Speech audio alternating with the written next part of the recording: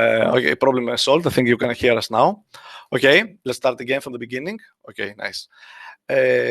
My name is Lampros Tsiknas. I work in the Hellenic Open University and the Educational Content Methodology and Technology Laboratory.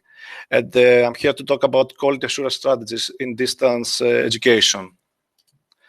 Let me summarize that there are several independent units that belong to Hellenic Open University. One of it is the Educational Content Methodology Technology Laboratory. And from the next page, you can see that our main part in terms of quality is to certify the production of educational content and to move and lead quality assessment of educational methodologies. We are being held by the internal evaluation unit, which main purpose is the certification of tutors and the evaluation of several administrative staff, processes, educational material. And we are being guided by the quality assurance unit, which is the main part of the university that follows the national standards that are being set by the government or the European Union. What is our mission in university? Is the implementation of innovations to support the creation of high-quality educational material, to design and implement different methodologies that support the purpose of distance learning and adult education, and the developing of educational services using modern tools, ICT tools. How is the organization of the Comet Lab? There are four distinct divisions. You can see them in the middle part of the page. And there's also a director, an associate director, and the scientific council. All the divisions are being managed by a specific manager. And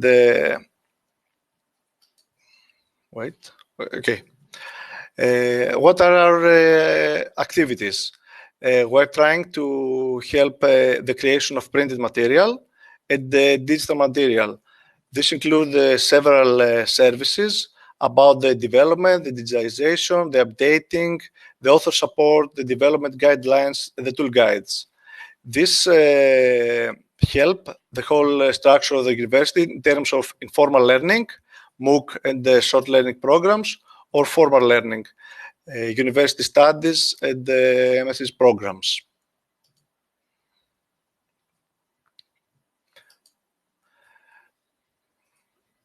A little background about what we are doing in terms of quality. Our main purpose when we are creating content is to certify it for distance learning material for adult education, is to make guidelines and a path in order to provide the highest material to the students. The lab has extensive experience in developing all kinds of material, because in the previous years, we had the supervision and evaluation of the material development. For that reason, we have several processes leading to the development of the educational material, which are ISO certified and have been successfully implemented in the last 10 years. What are those processes? They have been developed in order to support the quality assurance strategies, and they cover the following areas: the development, the update of the content, the technical integration, how this content is being implemented in the Moodle platform that we're using, the certification of educational content, and the technical specifications. Every content that is being created is being followed by several forms that people that are creating it or that people are judging it have to submit in order to follow a path that leads to the certifications. These processes are yearly checked and updated when there is the need for that. So, throughout the last years, the Comet supports the development of new educational material. So for that reason, we're monitoring and managing the educational development projects. We technically support them and also all the activities for the whole community. And we're trying to develop methodologies to create different structures to process the data we're collecting throughout this whole procedure. This leads the comment, this helps the comment to provide certification of the quality material, to investigate existing and new standards, and to become the main part of the university that helps to create quality content. This can also be seen later because we don't have that much time. This is the summarized version of what we do when we want to create a content that is being certified. The first step is to create the content. It is either printed or digital. Then, through the processes that we have developed, there is reviewers that either support the pedagogical, the academic perspective, and the technical standards. If the standards and the terms that we have set are being met, then the content can be certified at the end of the cycle of its development, its initial development. If we face some problems, or if someone judges that there's a problem in terms, e.g., academic perspective, then the content is being given back to its creator in order to solve all the initial issues that have been monitored. If everything goes well, then there is a phase of the certification. Throughout the years, if someone wants to update its content, then there's a similar process that takes a lot less time in order to certify its content again, in order to meet the standards that we have set.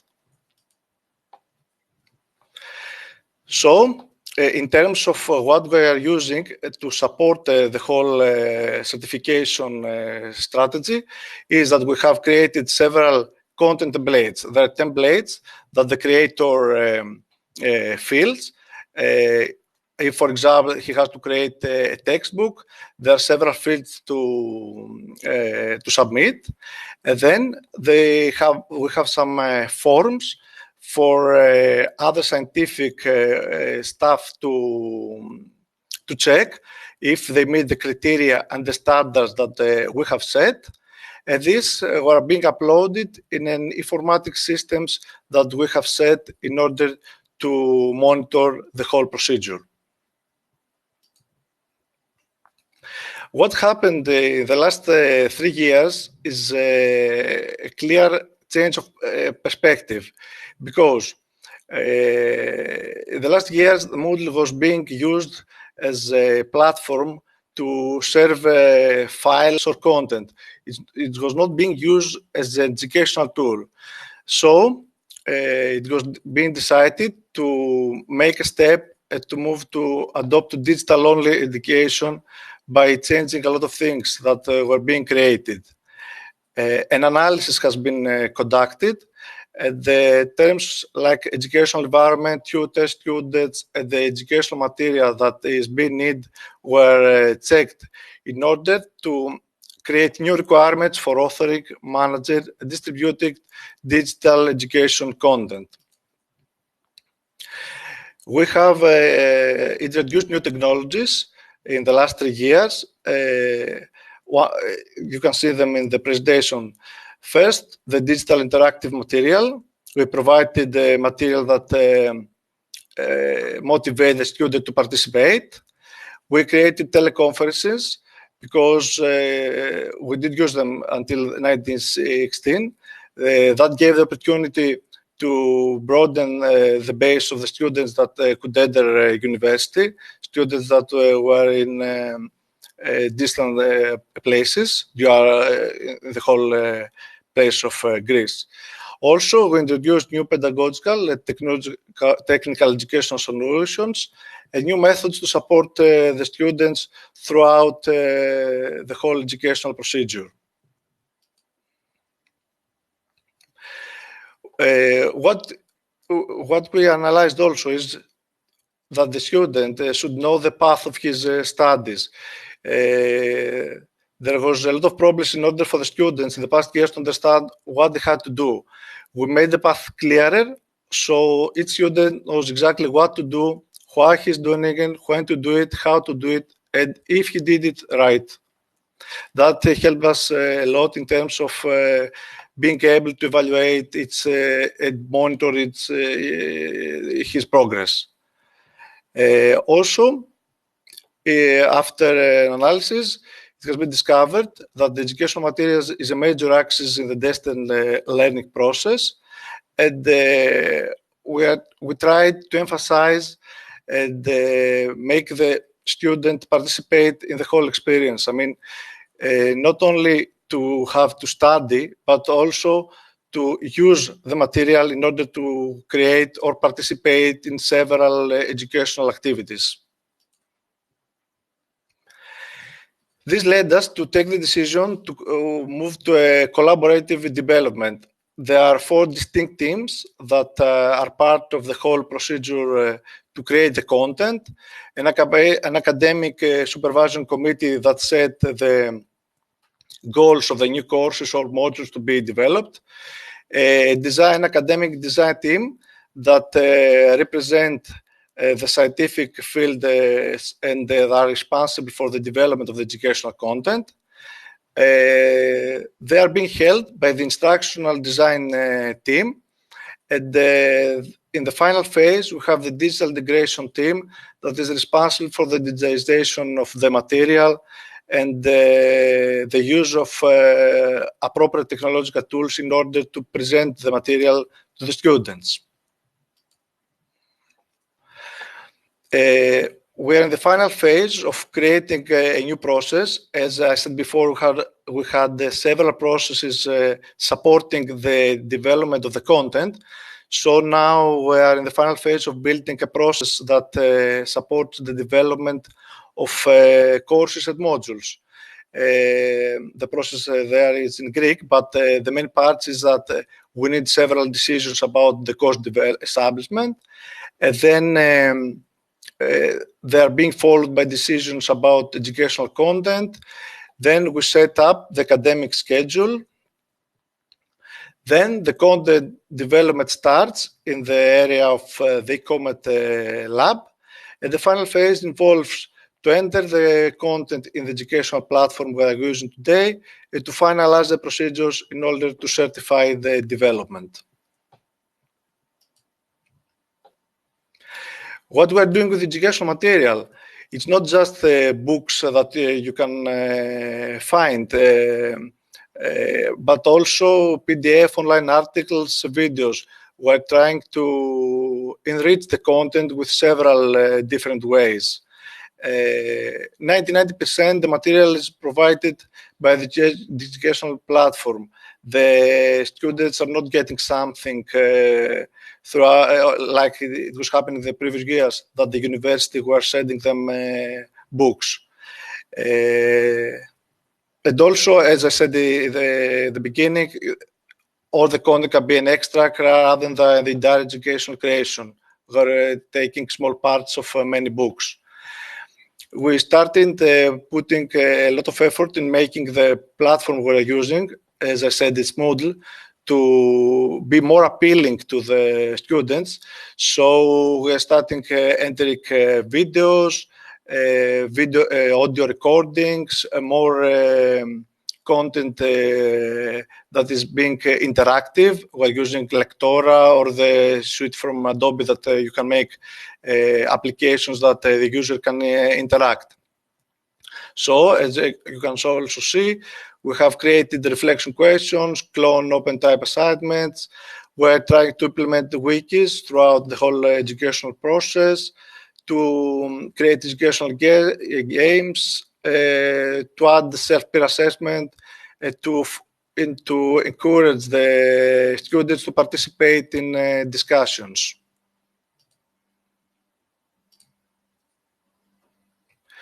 So what is our module structure? Each study contains several information about what they're going to study. We also have the base material, the educational material. We also add several sources in order to enhance their experience, and the supplementary material. Also, you have created several guides that help the students to stay in the path of the educational procedure. This is the structure that we're following. It is the base of all our modules. Every course is divided, as you can see, into modules, which set, as you can see, the general learning outcomes. And then we have, for each semester, 14 weeks, which represent the specific learning outcomes. Each week is consisted of several educational activities, which are being part of learning objects that are being developed. This whole procedure, in order to follow a certain path, to certify that everything is going according to the standards we have set, is being monitored by several templates that we have created and are being used in order to follow the development. In order to take some results of how these new design courses are being evaluated by the students and the tutors, we have set 2 internal evaluations. One was involving the students, and the other was involving the tutors that are teaching the modules. You can see that from the page that the first was conducted in 2016-17, and the last in the last year. We're also preparing the results for a new internal evaluation we're preparing, and the results are being now processed by the division in lab. What we learned from the internal evaluation process, that we compared the results that we're getting from the old structure we had from the previous years, and the courses that we had in our platform, and the new courses. The main part is that the new modules guide the students, help them study better. This was a major advance for us. Also, the education material, the way that was being constructed and extracted in the platform has positive impact on the learning project. We also received positive comments about the integration of educational activities. Actually, some students asked for more of them because they wanted to check what they were learning during the weeks. In general, most of the students said that the program, the courses met their expectations, and that was a positive for us. And tutors and students emphasized that the interaction and the communication was very important in order to follow the path that we have set. Our final result that we were very happy to achieve is that we were awarded the Excellus label by the European Association of Distance Teaching Universities for the first 9 courses that we created in the first 2 years. This was a big step for us. It was the first time that the university were given the Excellus label. And as a part of the team, we're going to continue working hard in order for all the courses to meet the highest standards that we have set. Thank you for your patience. And any questions? I don't know if someone is going to make them now or later. Thank you.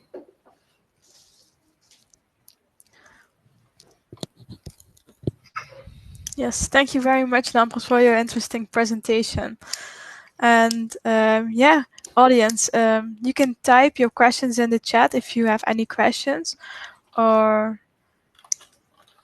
otherwise we will go on with the presentation of Tarja, and you can ask questions afterwards. It's all up to you. No, whatever you want, I don't know. Yeah, there's some people typing, so let's see. Okay, we have to wait, yeah.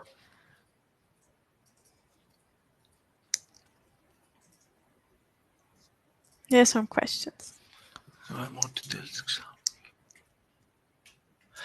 Okay, can you provide more details and examples in new pedagogical and technical education solutions that you introduced recently? In terms of technical, we created some interactive activities. Unfortunately, I cannot show them now. In Lectora, the platform that Adobe has created, in order to make more interactive the terms of e.g. we have a program that involves doctors, and so we created some apps in order to select several parts of the human body and the interactions about it. In terms of pedagogical, we have in the previous years, the problem is that most of our students were not following the timetable that we have set. The way that we built the courses was forcing them, even though forcing is not as good as a term, to follow a certain path and not move away from it. So we can see if someone is participating, and from the rate of participations there, we could see if someone needed extra help or not. The next question, for the collaborative development, are all the different teams or committees in the same building working together regularly? Yes, this is the main part of the collaboration. Wait one moment, please. Yes, all the groups are working together regularly, but it depends on the timetable that we have set. In the beginning, there is a comedic committee that is working more closely with the comedic coding design team. Then we're moving to the academic content and the instructional design team. Then we're moving to instructional team, digital integration team. Actually, they're working by two. Sometimes all of them have to make a decision about technical or pedagogical issue. I don't know. Can we have the information PDF? I don't know what kind of information. If you can specify, I can help you. How long do you use the system? Is the timetable accurate? No, we have a lot of problems in keeping the timetable because, the academics are not very precise in keeping the timetable, so we have to press them some time. I mean, I have all the positives in this presentation, so not the negatives. Maybe we can make another webinar about this. Did academic tutors have any reservations about being accessed for the quality of their modules? What did they feel about the Excellus model? Did they have any? No, they didn't have. Actually, quite of them were happy because usually in the past years in the Hellenic Open University, academics has had a bigger role in developing a course or content. But as technology changes nowadays, the use of an instructional design team that can guide them in several aspects of how a platform can be used, how an activity can be created, was very helpful for them. How do they feel about the Excellus model? I think they are quite happy. I don't have someone that disagrees. I don't know yet. Is it easy for an institution to make certification for students that are valid nationally and internationally, or are there any problems? Our certification currently is national, so I don't know. I'm not certain about this. I'll check it out. I can send an email. We're using an internal team, but Hellenic Open University is in the stage of creating a national certification center. So some things that we have created in the last years are going to be used in a national level. The success rate, in terms, if you compare it to, if you mean the success rate in terms of comparing to the old model, it's better, marginal, but better. I mean, in terms of what are the their ratings and their success, it's a bit little better than the old model. Okay, thank you. Thank you very much for answering all those very interesting questions. Now we will go on with our second presentation from Tarja Ladonlahti from Jyväskylä University. She will talk about equal opportunities for all. I will give the floor to you, Tarja. Thank you. I hope you can hear me. My name is Tarja Ladonlahti and I come from the University of Jyväskylä. I have a background in the field of special education. I'm a special education teacher and I also have my PhD from the field of special education. I used to work as a researcher and teacher, but nowadays and also worked as a pedagogical head of the Open University of the University of Jyväskylä, but now I'm working in project related to accessibility and higher education studies. I also worked in the Tesla project. Probably some of you have heard about the Tesla, and our university had a kind of responsibility to take care of the accessibility of the system we developed, e-assessment system we developed during this project. Now I'm working at a TINEL project, which is international project with some other partners from Sweden, Norway, and UK, and it's funded by Erasmus+. And then another project is DigiCampus, which is funded by our Ministry of Education and Culture. Okay. Just to give you a kind of context for my presentation, let me tell you something about our university. University of Jyväskylä is one of the top universities in Finland. We have 6 faculties, 2,600 staff members, 15,000 on-campus students, and 14,000 students at the Open University. Oh, sorry.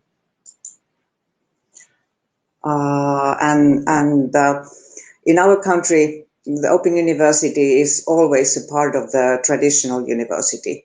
So we are not independent institution. We are part of the University of Jyväskylä, and that brings a kind of challenges for us because the whole university is quite a traditional. They offer some blended learning practices or courses, but mainly they are face-to-face teaching education. And the Open University is mainly online, and we share the same curricula. But in Open University, we don't give any degrees for our students. We just offer some parts of the degrees, and we follow the curricula that they are built in faculties. So that is something special when I compare our university for example, other big open universities. Open University of Jyväskylä is the biggest one in Finland.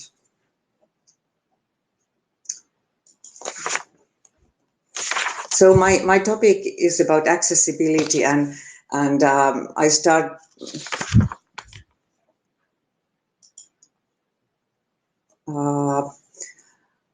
I start to talk about student with disabilities, and probably you already know quality assurance guidelines or considerations for e-learning or quality recommendations, and you have found out that the diversity of students and SEND students meaning students with special educational needs and disabilities, are quite often mentioned as an important to keep in mind.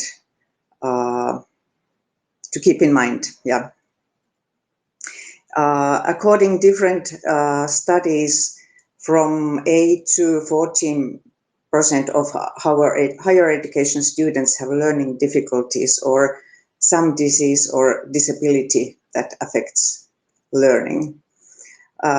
It's been said that this number is growing all the time, and probably you recognize the diversity of your students, but I'm not sure. Probably there are many phenomena behind the rates, and one of them is that we recognize all the time more and more kind of learning difficulties, and the biggest part of the learning difficulties of higher education students is some problems, not so severe problems in reading and writing or dyslexia or things like that.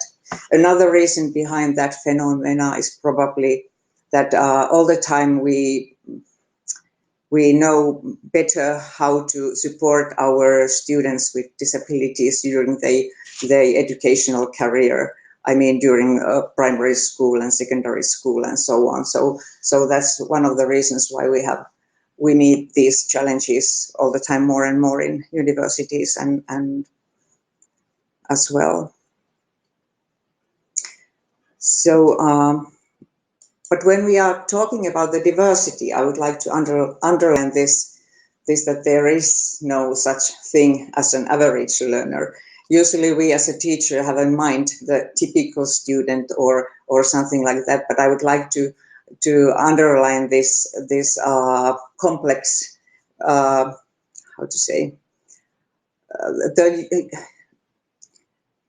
how unique every student are. They have their own personal strengths, preferences, experiences, culture, and so on. So the disabilities are just one part of the complex of the unique student.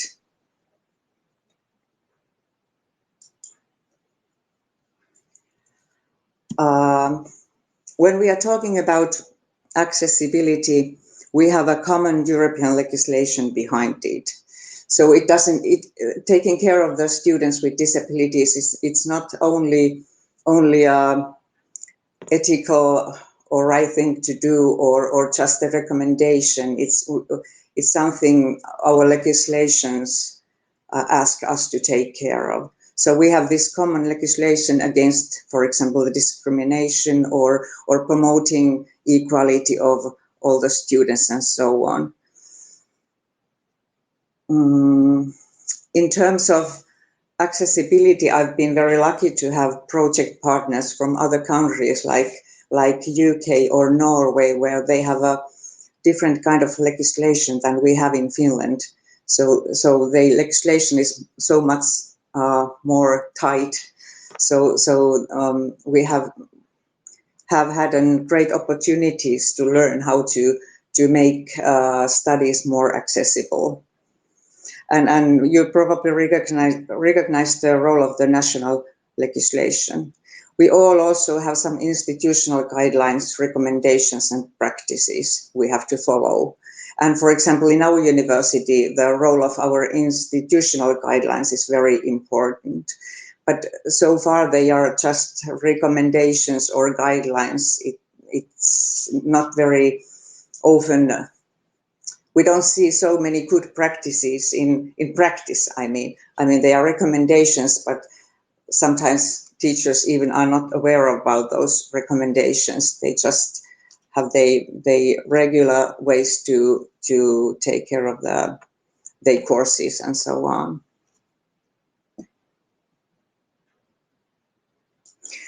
But why I think this topic about accessibility is very actual is our new legislation in European Union. You probably know the new directive of the European on the accessibility of the websites and the mobile applications of public sector bodies, and It came into force in Finland just in the beginning of this year, or 1st of April in this year. And there's nothing so much new. I mean, the content follows the accessibility level we already have in most of the universities in European level. I don't know if you know the web content accessibility guidelines, but the legislation is related to those guidelines. And as far as I noticed during the Tesla project, most of the universities already had the level AA as a goal. What makes difference is that now we really have to try to reach that level. I don't have time to go to the details what it means, but if you don't know the guidelines, I recommend you to get to know them. So when the law came into force in Finland, we thought now everything will change, or at least we have a lot of things to do and take care to be, how to say, to reach those recommendations or to implement our education the way. But now we were so surprised nothing really happened. Partly because we are living in the period of transition, so we have some more months to take care of the accessibility of many things. If I give you some practical examples, what it means, for example, we produce quite a lot of video recordings, and now we should also subtitle them, and it's quite a big challenge for us. Partly because our language area, people speaking Finnish, is not that big. So for example, we don't have those automatic subtitle systems to use yet. Another example of what we should do is produce the text materials so that a screen reader you can get the content using the screen reader. So the technology helps us a lot, but still we have many things to do, and especially I would like to underline that if we're talking about the quality of the education, we really need to find good practices to, for example, subtitle. Our students using sign language found that the automatic system that give the subtitles is should I say crazy? So it brings you something, but you really don't understand what it is.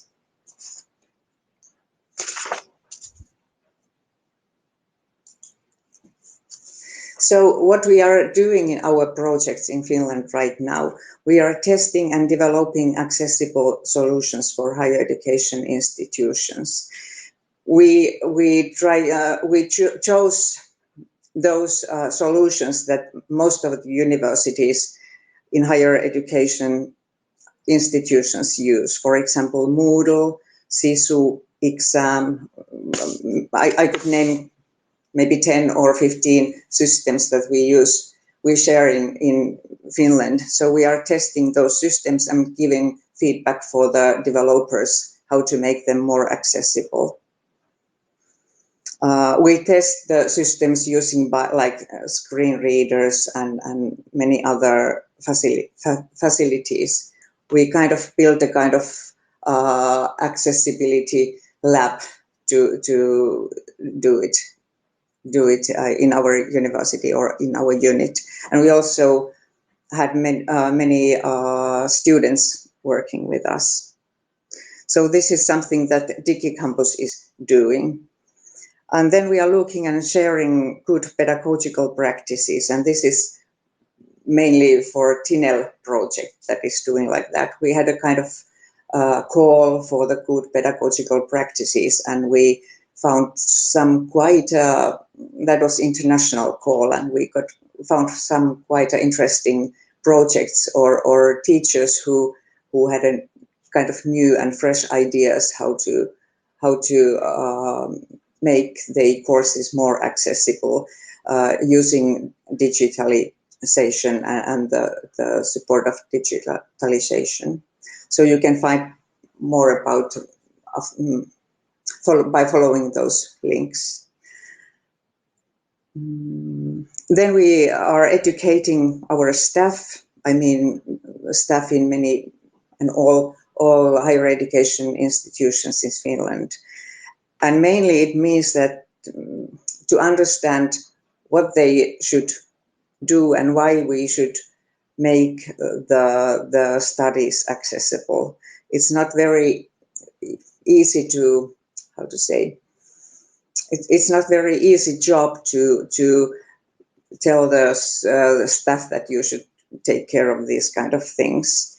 But I think we have noticed and learned that it's quite a simple things to do when you take care of the accessibility from the very beginning, when you start to prepare your course or your materials or course design and so on. It's so much more difficult to take care of the accessibility later.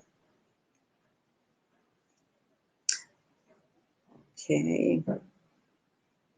Then OHO project is creating the instrument for self-evaluation for institutions. They build a kind of quality indicators of accessibility of higher education studies.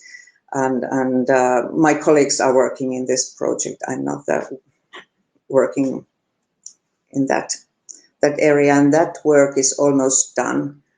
It's still something to fix, but it's something that the institution can test their own practices and how accessible they are or not, or evaluated by themselves. We have an idea that we could kind of have the common database for every university, so you could check where you are going or how good practices you have when you compare your practices to other universities in Finland. Let's see how it goes. I'm not sure yet. So then we are building a national network for higher education institutions because we think that this is something so new. We have to take care and we have to share good practices and we have to do it together because we are quite a small country and we have so much opportunities to share things and learn from each other.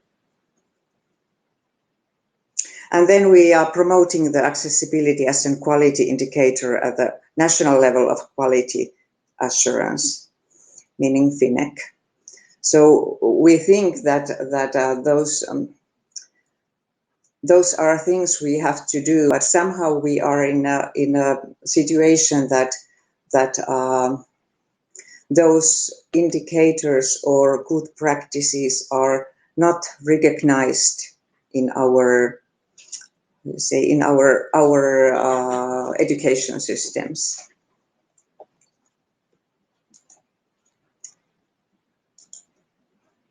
Okay.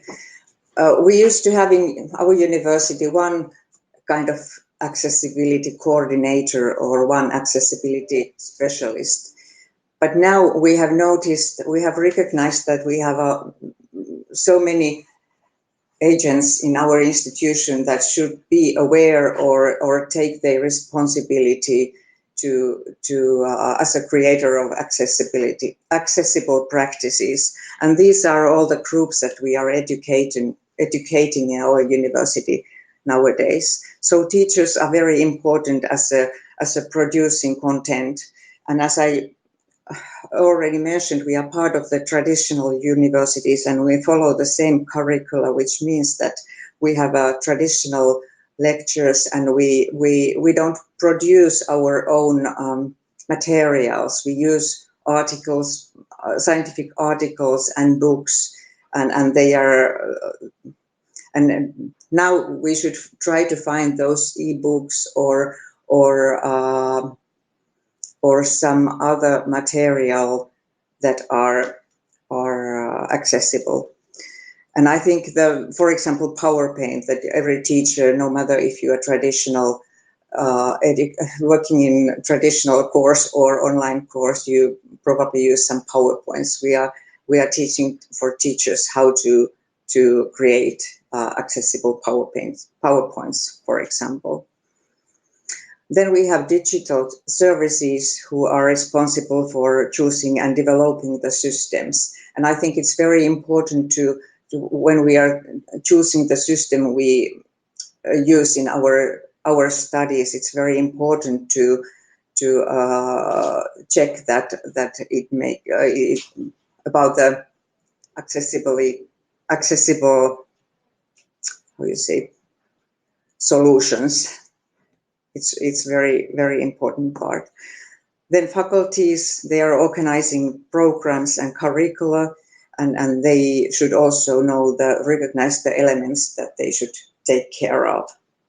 Then we have university communication, who takes care of the web pages and all the, for example, they create templates from our university. So it's very important to take care of the accessibility of the templates, because there are many solutions that teachers have no impact on, so they can change some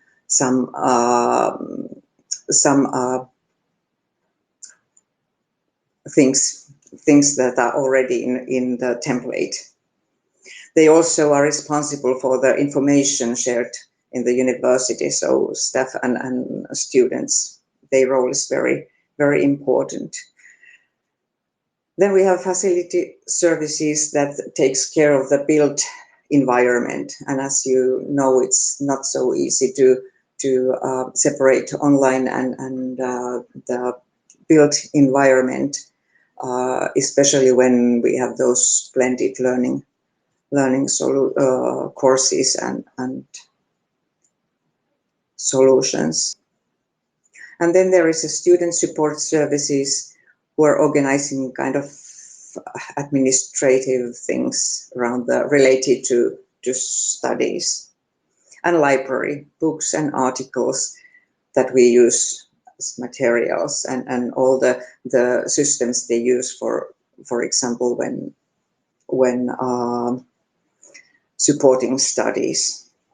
So this is a kind of wide circle. Of course, there should be a student in middle, and what we have recognized is that we need the support of the head of the institution. And we are lucky to have a very supporting head for the accessibility things, and it's mentioned in many strategic level in our system. But still, it's quite difficult to get all these partners coming from different level of our system to work together.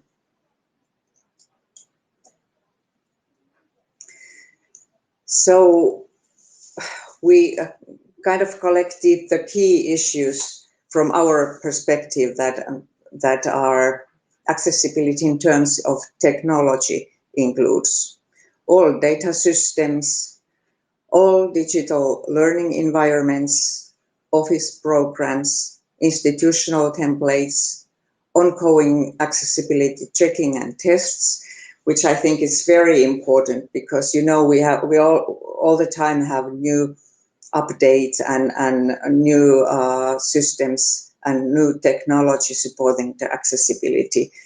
We have to. This is a kind of ongoing project. It's not like that you once check if your material or your Moodle is accessible or not. It's an ongoing process. Then we have to offer support services for students and support services for staff.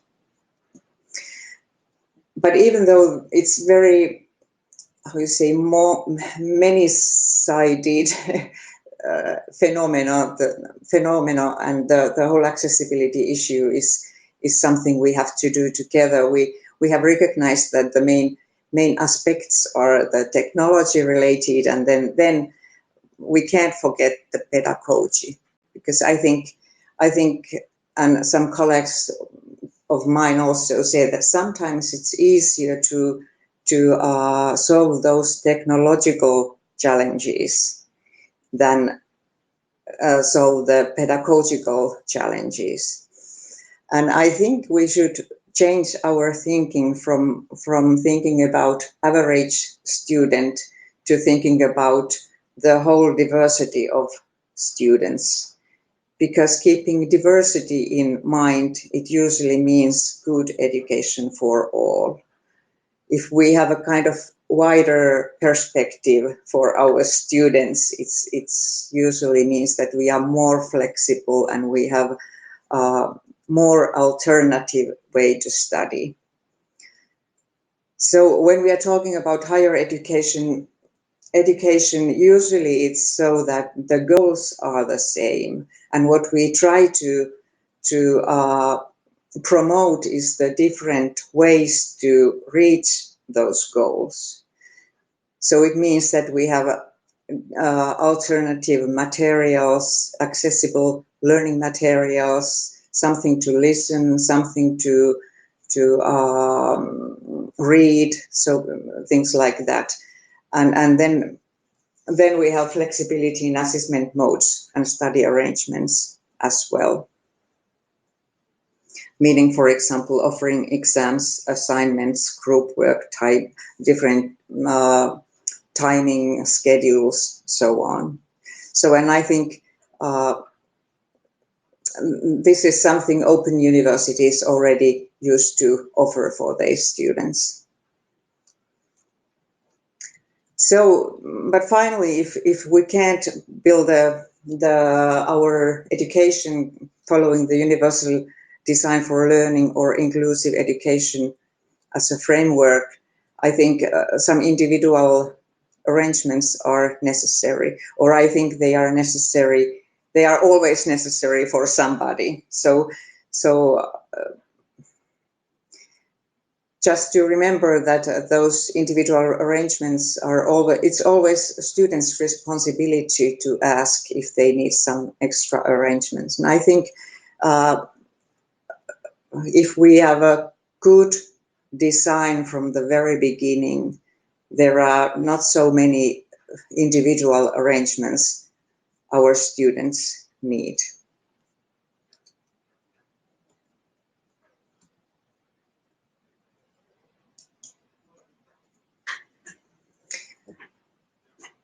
And in the end of my presentation, I would like to share this one picture just to remind you that even though we have individual arrangements, it's just a second option. I promote the participation, and we should build the education system so that also the students with special educational needs or disabilities or some other need for individual or some other reasons could participate in the regular education, not to building kind of segregating systems beside the main system. Okay, I think that's all I have.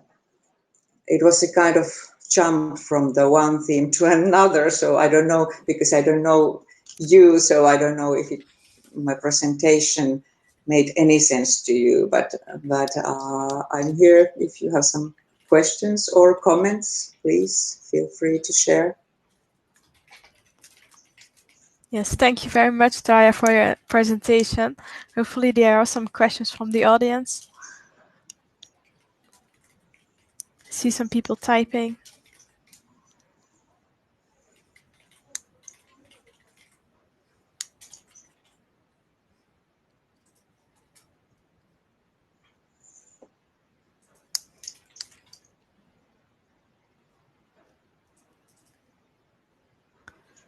So, has Tesla helped send students at the University of Jyväskylä with assessment Tesla helps in any way? Yes, actually, we are not using Tesla right now. We hope to start it in the beginning of the next year, maybe.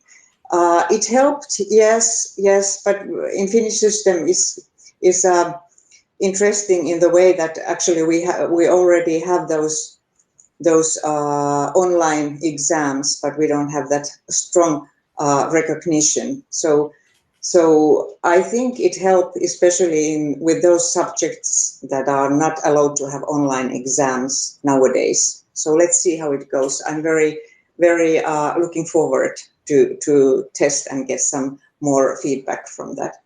Yeah. So there's another question about a long time ago. There was an attempt to create a virtual university in Finland, but it failed. Yes. But yes. Why? I don't know. I'm not the right person to answer that, but I would like to say that this DigiCampus, the idea is somehow the same, and we also have EADTU, which is the project for Universities of Applied Sciences, trying to build a new, the common platform for the universities to share studies and things like that. I don't know too much about virtual university. I've heard about that, but the idea is saying that we are doing now in DigiCampus, but we have the project started 1.5 years ago, and now I think that we are in the situation that we have to admit that we can't have all the courses at the same platform, because some of the universities like to do something, use some other VLEs or things like that. So I think what in the future we will have a shared platform, but it's just for some courses that are students come from the many different universities. I don't know if that was an answer. So we have still room for those three questions, and then we unfortunately have to round up. Yeah. But that's nice. Somebody wrote something in this. Thanks. Special education, higher education. What would be a pedagogical for active participation in distance course and short? That's a very big question, but of course we have many kind of modes in studying online, and in our university we have a lot of interaction with students in online. I mean, they are not just reading or working, how you say, in online. Oh, sorry, I have to check the question.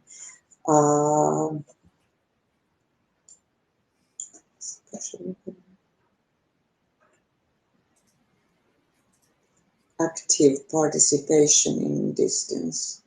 That's very, sorry, I need some time to understand exactly what you are asking.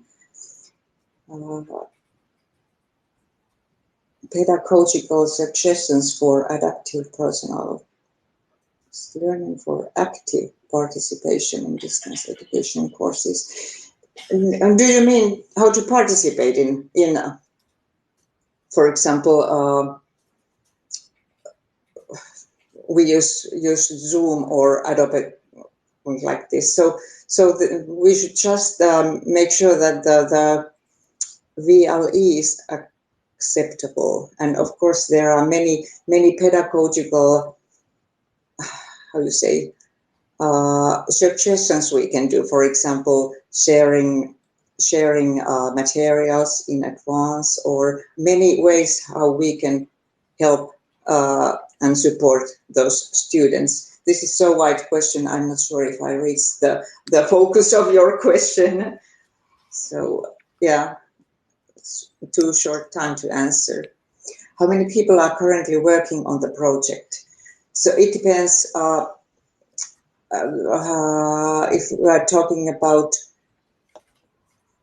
TINEL project, there are around 10 people from different countries. From Finland, there is 6 or maybe 15 people, and from Finland, 6 or 7. And in DigiCampus project, there is probably 100 people working, but in our work package, there's only 8 persons. And our work package is responsible about those accessibility issues, or not maybe responsible, but we are how you say, taking care of the accessibility of the DigiCampus platform. Oh yeah, giving us is the training educating of staff mandatory at. It's very interesting question. No, and you know, it always very often happens that people who come to our education already know some basic things, and they are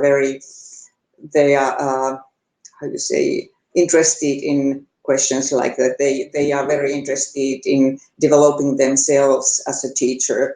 So the biggest part are not interested. I'm so sorry to say that, but it's a challenge for us, and now we are waiting to support from our head of the university to offer to tell the or get a kind of legitimation for that education, and it probably will be part of the kind of teacher education for our staff. So let's see how it goes.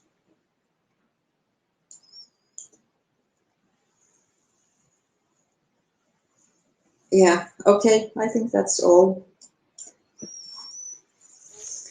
Yes, thank you for answering all the questions, Tarja, and for, of course, presenting. Yeah, and I'm sorry, I didn't answer all the details, so please feel free to send me your email message, or if you have something else to ask. Okay, thanks. Yes, thank you. Well, Lampros, also thank you very much for giving your presentation in the Hellenic Open University case regarding quality assurance. And big thank you to all the audience who came here today to enjoy this webinar session, already the last day of the Quality Assurance Webinar Week. We want to thank you very much for participating, and I will send you an email later on this week with all the links to presentations and the recordings. So, bye-bye. Thank you very much. Hopefully see you next time. Bye. Bye-bye.